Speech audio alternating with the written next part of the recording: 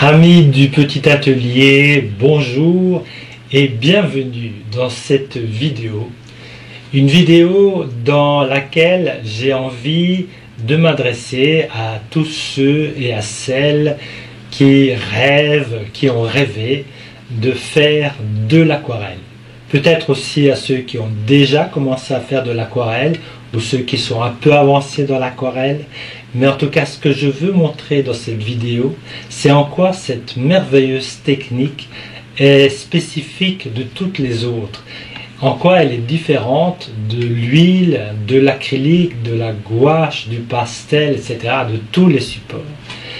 L'aquarelle, c'est un jeu permanent avec l'eau.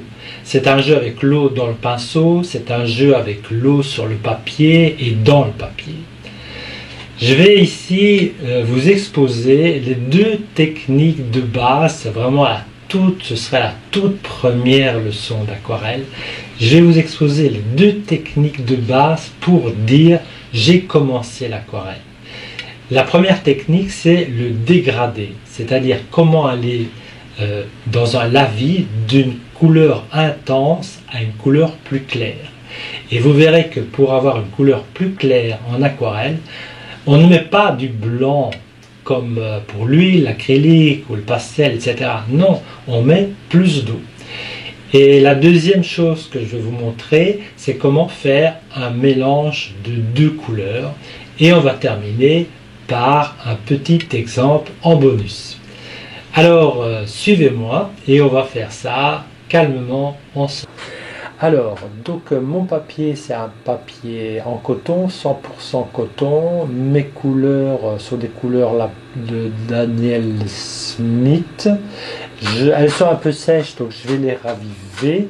Alors, pour les raviver, je mets un petit coup de vapeau. Mais si on n'a pas de vaporisateur sur la main, on peut toujours prendre un pinceau et rajouter quelques gouttes sur chaque couleur, et ça va, ce qu'on appelle dans le métier, ça va les raviver, c'est-à-dire qu'elles sont plus souples et plus prêtes à l'emploi. Alors il y a des pinceaux, ce pinceau c'est un pinceau synthétique qui imite les poils naturels. En général, les pinceaux synthétiques qui imitent les poils naturels sont un peu plus chers que les pinceaux en poils naturels. C'est-à-dire que si vous voulez un pinceau de qualité, évidemment le pinceau synthétique sera plus cher parce que l'imitation des poils est plus difficile. Alors on va commencer par le dégradé de bleu. J'ai choisi un bleu, couleur de base, et on va justement aller d'une couleur intense à une couleur plus claire. Alors voilà, je vais commencer donc par prendre de l'eau dans mon pinceau. Je ne vais pas prendre trop d'eau pour ne pas noyer mon godet, d'accord, mais par contre j'ai beaucoup de pigments et je vais commencer par le haut et par faire un pigment bien intense, et vous voyez que en descendant je vais dégrader la couleur, c'est-à-dire la rendre de plus en plus claire. Donc en haut elle est foncée et en bas elle est claire. Si je veux continuer, je prends de l'eau, je n'en prends pas trop parce que sinon ça va créer des effets qu'on ne veut pas avoir. Donc veillez bien à ne jamais prendre trop d'eau quand vous faites un dégradé. En fait, c'est pour éviter l'effet chou-fleur dont je parle dans une description, dans une vidéo que je vous mets en description ici.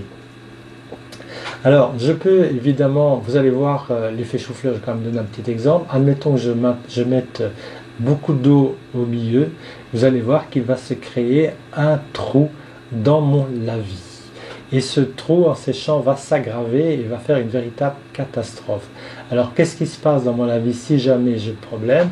Je reprends un peu de pigment et je relisse le tout pour bien enlever tous les effets indésirable. Alors vous voyez que quand je descends, je travaille plus avec le ventre du pinceau où il y a plus d'eau, et quand je remonte, si je veux plus d'intensité, je travaille avec la pointe du pinceau là où se trouve le pigment. Et donc voilà mon premier dégradé de bleu que j'ai fait. Maintenant on va passer à un deuxième exemple de dégradé, mais cette fois-ci on va travailler sur un dégradé de 2 couleurs. C'est-à-dire, imaginons que je vais faire un ciel d'aurore avec le soleil qui émerge dans la nuit. Donc la nuit sera un bleu foncé en haut et je vais descendre avec un rouge en bas. Donc je commence par faire un bleu très intense au-dessus que je dégrade légèrement. Vous voyez, je remonte avec l'eau du pinceau pour avoir le pigment, avec un autre pinceau pour ne pas que les couleurs se mélangent. Je vais prendre un rouge et je vais faire le dégradé par le bas. On peut éventuellement retourner la feuille aussi, ce sera plus pratique ce sera beaucoup plus pratique. Et vous voyez que comme je n'ai pas beaucoup d'eau dans mon pinceau, c'est très important de ne pas avoir beaucoup d'eau dans le pinceau, les couleurs ne fusionnent pas. Si j'avais eu le malheur de mettre trop d'eau dans mon pinceau, ça aurait été un véritable désastre, tout se serait mélangé, il n'y aurait plus ni bleu ni rouge. Alors ici, j'ai 2 solutions, soit je laisse mon dégradé tel quel, et je n'ai pas de fusion, le blanc et le rouge se rencontrent mais ne se croisent pas, et chacun reste dans sa couleur. Ou alors ce que je peux faire, c'est un léger dégradé, mais dans ce cas-là, encore une fois, je dois prendre très peu d'eau avec mon pinceau. Je recommande toujours, quand on travaille sur un lavis, d'avoir très peu d'eau dans le pinceau. Ça, c'est une des choses les plus importantes. Et là, en ayant peu d'eau dans le pinceau, je crée une fusion qui est très contrôlée. Maintenant, ce que je vais faire, je vais passer à une autre technique qui est le mélange des couleurs. Alors, comment mélanger des couleurs? Même dans un lavis, on peut mélanger des couleurs. On peut mélanger des couleurs sur la palette, ou on peut éventuellement mélanger les couleurs sur le papier. Le mélange des couleurs sur le papier est toujours beaucoup plus intéressant en aquarelle parce qu'on va pouvoir créer des nuances à même le dessin. Alors je vais faire un mélange de jaune et de bleu, et vous savez peut-être, ou peut-être certains d'entre vous ne le savent pas, mais si je mélange du jaune et du bleu, eh bien je vais obtenir du vert.